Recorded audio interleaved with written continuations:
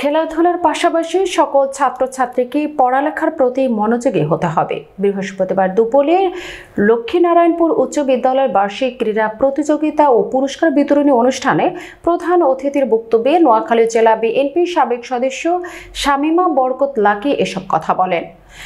লক্ষ্মীনারায়ণপুর উচ্চ বিদ্যালয়ের পরিচালনা পর্ষদের সভাপতি ও বিশিষ্ট শিল্পপতি শাহজালাল উদ্দিন লিটনের সভাপতিত্বে ও স্কুলের প্রধান শিক্ষক মোহাম্মদ শফিউদ্দিনের পরিচালনায় বিশেষ অতিথি ছিলেন চৌমুহনী পৌর বিএনপির সভাপতি জহির উদ্দিন হারুন, বেগমগঞ্জ উপজেলা বিএনপির যুগ্ম সাধারণ সম্পাদক আহসানুল্লাহ, বেগমগঞ্জ উপজেলা যুবদলের আহ্বায়ক রুস্তম আলী সহ অনেকেই।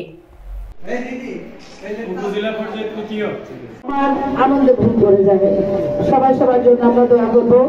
আমাদের এই স্কুলের আমরা আশা করবো আরো ভালো রেজাল্ট করবে সামনে আমাদের স্কুলের ছাত্রীরা এবং ছাত্ররা কি সাংঘাতিক ট্যালেন্ট।